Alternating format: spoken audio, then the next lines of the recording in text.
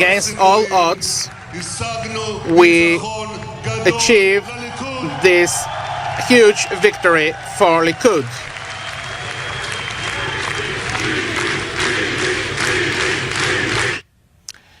All right, let's get to work. Our first guest is the former mayor of Shiloh, Israel, so he understands local politics there.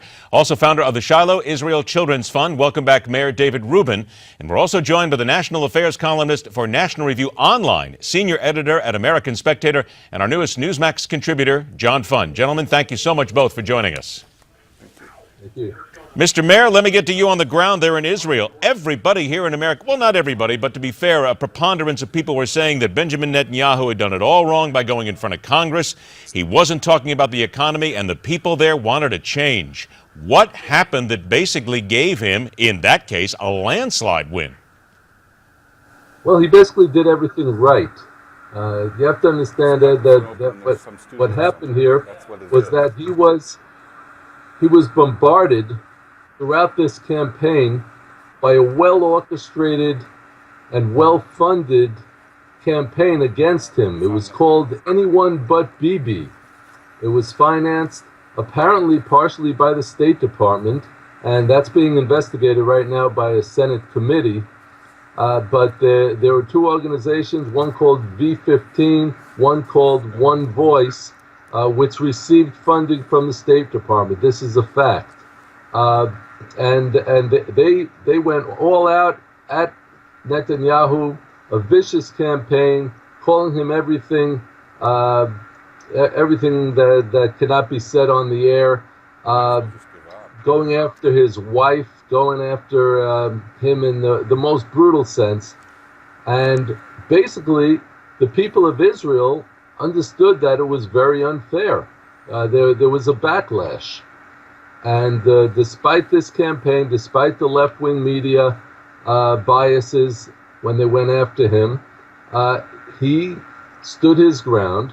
He said what was going on. He told the public directly that there is this vicious campaign against him and that they should stick to the issues. And he leaned to the right during the campaign. He got a lot of votes from people to the right of his Likud party.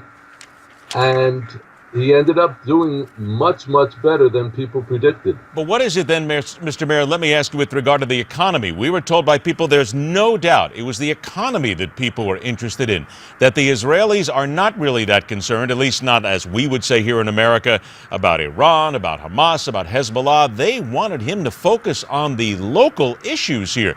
Did we just buy into some sort of band of lies here? I mean, was that just not the truth at all? This was a campaign between the right and the left. Okay, Netanyahu is a right-of-center Likud party. The left of center were his opponents. And it wasn't just about security, and it wasn't just about the economy. It was about both. And if you look at Netanyahu's record... Please go ahead, Mr. Mayor. Go ahead. If you look at Netanyahu's record and you look at his beliefs, they are very strongly right of center. He's strong on security. With regard to all that, though, I have to ask, I only got about a minute left, then we'll take a break and come back. John Fund is having some difficulty hearing us, so we're going to be joined by him in the break after this. But with regard to the security issues, is Benjamin Netanyahu's retention of the prime ministership mean that there will continue to be the possibility of war, continue to basically chafe at the Palestinian, the two-state issue? Will it make things worse? As long as the Islamic terrorism continues, as long as the Islamic philosophy of jihad continues to try and destroy Israel, then there will always be the threat of war. But it's much more important for Israel to be strong, and that's what Netanyahu represents. He also represents free enterprise. So when it comes to economic issues, there will be more competition, there will be more free enterprise, there will be less socialism, and that's a good thing. The Prime Minister might be just laughing a little quietly today, don't you think? Well, it's kind of a sweet revenge, shall we say. You know, he's been under a tremendous amount of abuse, a tremendous amount of stress over the past few weeks, and he can kind of sit back in his rocker a little bit Yes, before he can. beginning the coalition negotiations. Yes, he can. Stand by, Mr. Mayor. We're going to take a break. John Fund is with us. Unfortunately, we're having technical difficulties there. That's why John did not join us here in this segment.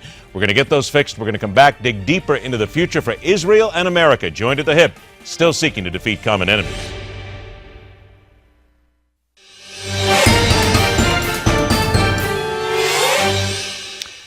Back to work. Let's once again welcome the former mayor of Shiloh, Israel, also founder of the Shiloh Israel Children's Fund, Mayor David Rubin. And joining us now, national affairs columnist for National Review Online, our newest Newsmax contributor, John Fund. John, good to have you back with us. Sorry about the technical difficulties.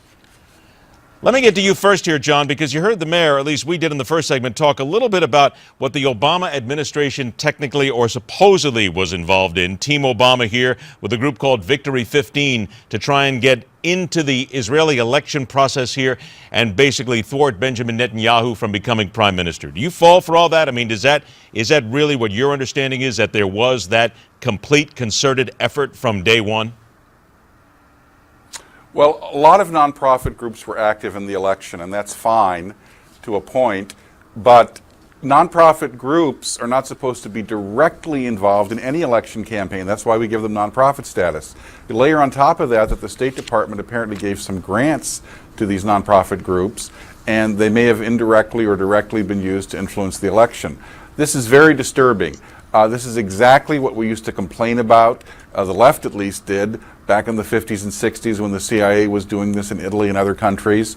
It's something that usually backfires, and I hope it backfires here because Israel's elections are the freest in the Middle East, and there's no reason for us to be directly involved or have the State Department bigfoot it. If American citizens want to privately get involved in the Israeli election, well, that's up to the Israelis, but you don't use State Department funds and you don't use American nonprofits, which are supposed to be non-political. Is part of this simply, John, that people here feel that with Benjamin Netanyahu still in power, there will never be peace in the Middle East? Mayor, I'll come to you in just a moment. But, John, is that really what you think the key is here? No Palestinian state, no two-state solution. He's in.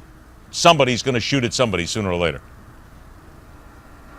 Well, we may not have peace, but we could have an armed truce, and for much of Israel's history, that's what it's had, an armed truce. And Israel has become a very prosperous economy in that time. Jordan, which is one of its neighbors that has signed an agreement with Israel, is relatively prosperous. Egypt is coming out of a difficult period of time, but Egypt has reconciled itself to Israel. So I don't think we have to insist on peace. We just have to insist on the fact that Israel has a right to defend itself. The Arab nations have to go along with that to a point, even though rhetorically they may not be able to say that to their populations. You can have an uneasy armed truce.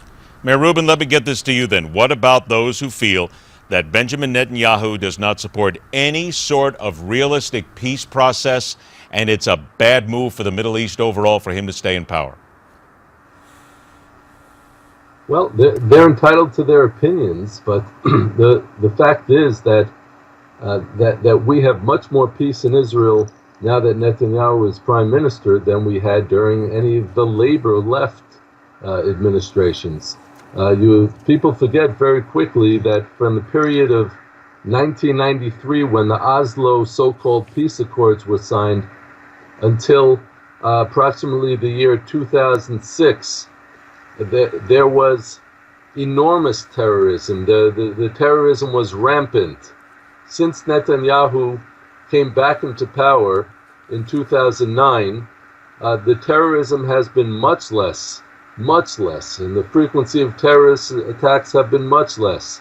Does that mean that the Arab world, that the Islamic world has become more peaceful? No, just the opposite. The Islamic world has become more aggressive.